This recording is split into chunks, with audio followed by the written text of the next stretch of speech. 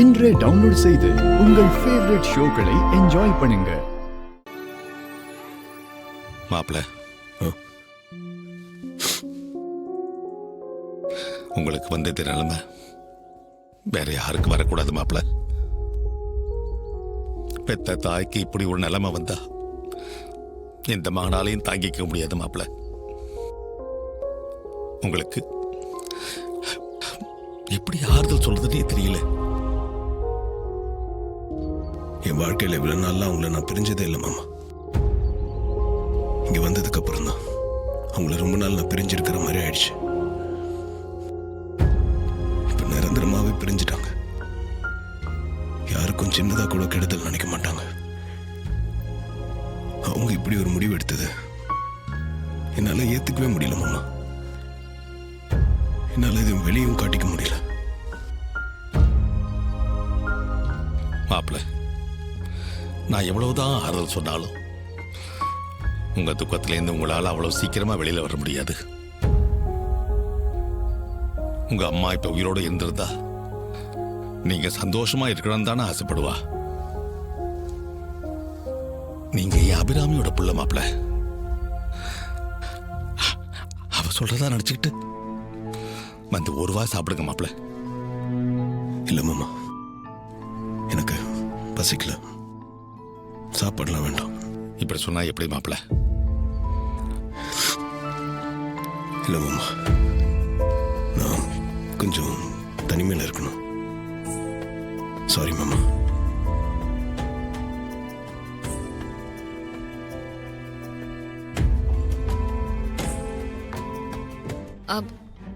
அத்த, அங்க ஒரு ஆட்டோ வருது.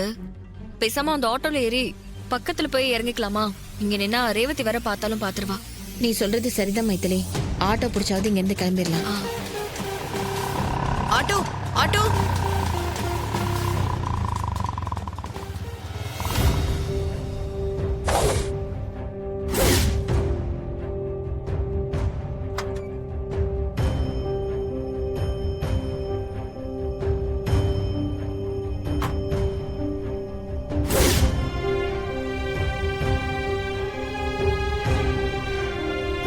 ரெண்டு பேரும் எங்க கிளம்பிட்டீங்க? கையில பேக் எல்லாம் வச்சிருக்கீங்க. அக்கா, கோவில்ல நான் தான் என் ஹஸ்பண்ட கூட்டிட்டு வரேன்னு போனேன்ல, கூட்டிட்டு வந்து பார்த்தா உங்களை காணோம். அப்ப நீங்க எங்க போயிட்டீங்க? இல்ல அத்தை தனியா இருப்பாங்கன்னு தான் வந்துட்டேன். ஒரு வார்த்தை சொல்லிட்டு வந்திருக்கலாம்ல. சரி பரவாயில்ல, இப்ப எங்க கிளம்பிட்டீங்க? அது ஒண்ணும் இல்லம்மா, இங்க எங்களுக்கு எதுவும் செட் ஆகுற மாதிரி தெரியல. அதான் எங்க ஊருக்கே போலான்னு முடிவெடுத்துட்டு கிளம்பிட்டோம். என்னம்மா, நீங்க வந்து 10 நாள் தானே ஆகுது, அதுக்குள்ள சொந்த ஊருக்கே போறேன்னு சொல்றீங்க? வேலை வேணும்னு எங்க வீடு வரைக்கும் வந்தீங்க, இப்போ திடீர்னு போறேன்னு சொல்றீங்க. ஏதாவது பிரச்சனையா? அது இல்லம்மா, அது வந்து எதுவா இருந்தாலும் தயங்காம சொல்லுங்க. இந்த ஊர் பிடிக்கலையா இல்ல எங்களை பிடிக்கலையா, இல்ல இங்க வேலை பார்க்க பிடிக்கலையா? எதா இருந்தாலும் சொல்லுங்க, சரி பண்ணிடலாம். அப்படிலாம் எதுவும் இல்லம்மா. என்னமோ ஊருக்கே போயிட்டா நல்லா இருக்கும்னு தோணுது, அதான் கிளம்பிட்டோம். ஏ, இந்த ஊருக்கு என்ன, நாங்களா இல்லையா? அப்படி இல்லம்மா, அது வந்து இங்க பாருங்க, நான் ஒண்ணு சொல்றேன். இங்க ஒரு மாசம் இருங்க. ஒருவேளை அப்பவும் உங்களுக்கு இங்க இருக்க பிடிக்கலன்னா நீங்க கிளம்பிடலாம். இப்ப வாங்க வீட்டுக்கு போலாம். இல்லம்மா வேணாம்மா, நாங்க கிளம்புறோம். என்ன உங்க மக மாதிரி இருக்குன்னு சொல்லுவீங்கல்ல, உங்க மக கூப்பிட்டா இப்படிதான் மறுத்து பேசுவீங்களா?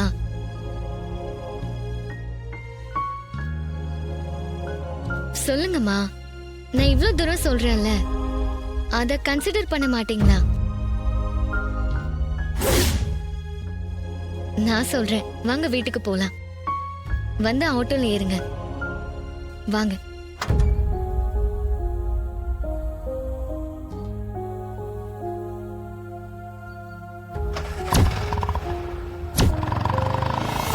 சரிம்மா, கும்பாபிஷேகம் நல்லபடியா நடந்து முடிஞ்சுதா?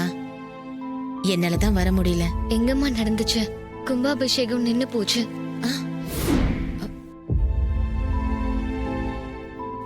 ஏம்மா, என்னாச்சு? ஏதாவது பிரச்சனையா? யாரும் எதிர்பார்க்காத ஒரு விஷயம் நடந்து போச்சுமா. அப்படி என்னம்மா நடந்துச்சு?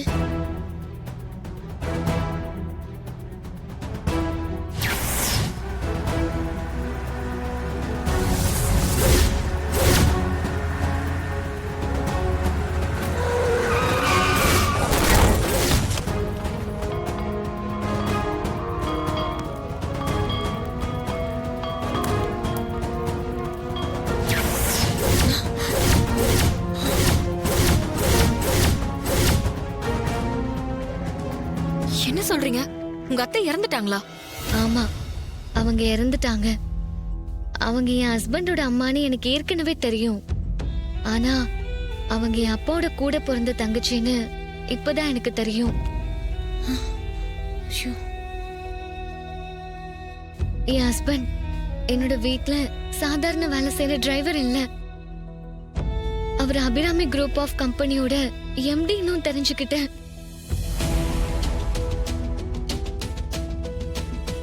எங்க குடும்பமும் தாத்தா பாட்டியோட குடும்பமும் ஒரு பிரச்சனையால பிரிஞ்சு கிடக்குற ரெண்டு குடும்பத்தையும் ஒண்ணு சேர்க்கதான் அவர் இங்க வந்து டிரைவரா கஷ்டப்பட்டுட்டு இருக்காரு. அப்படியா? அட கடவுளே. ஆமா, அதெல்லாம் நினைக்கிறப்போ மனசுக்குள்ள சந்தோஷமா இருக்கு. அவரு சந்தோஷம்தான் இனிமே ஏன் சந்தோஷம். இப்ப ஏதோ மனசு கொஞ்சம் ஆறுதலா இருக்கு. உங்ககிட்ட சொன்னதால என் மனசுல இருக்கிற கஷ்டம்லாம் குறைஞ்சு போச்சு. எனக்கு இப்பவே அவரை பார்க்கணும்னு ஆசையா இருக்கு. நான் வரேன். அப்புறம் நீங்க எங்கேயும் போக கூடாது, இங்கதான் இருக்கணும். சரிம்மா, நாங்க எங்கேயும் போகல, இங்கே தான் இருக்கோம். சரி, நான் வரேன். பாவம், அவர் இந்த துக்கத்துல இருந்து வெளியே வர ஆண்டவன் தான் துணையா இருக்கணும். நல்லவங்களுக்கு தான் எல்லா சோதனையும் வரும். அது ஏன்னு தான் புரியவே மாட்டேங்குது. கார்த்திக் தம்பிக்கு மன உறுதி ஜாஸ்தி. இந்த துக்கத்துல இருந்து அவர் கண்டிப்பா கொஞ்சம் கொஞ்சமா வெளியே வந்துருவாரு. ஆனா ஒரு விஷயம் மட்டும் நல்லா தெரியுது அத்தை. நீ எதை சொல்ற மைதிலி? கார்த்திக் தம்பிக்கு ஏற்கனவே கல்யாணம் ஆயிடுச்சு. நம்ம தீபா தான் அவரோட முதல் மனைவின்னு ரேவதிக்கு எதுவும் தெரியாது. இனிமே எப்பவுமே அவளுக்கு தெரியாம பாத்துக்கணும். அப்பதான் அவங்க ரெண்டு பேரும் சந்தோஷமா இருப்பாங்க. ஆமாமா, மாப்பிள்ளையோட சந்தோஷம் தானே நமக்கு முக்கியம். அதுக்காக தீபா விஷயத்த மறைக்கிறது தப்பு இல்ல. என் பொண்ணுக்கு தான் கொடுத்து வைக்கல. ரேவதி ரொம்ப நல்ல பொண்ணு, அவளாவது நல்லபடியா இருக்கட்டும். என் தீபா தெய்வமா நின்னு எல்லாத்தையும் பார்த்துட்டு இருப்பா.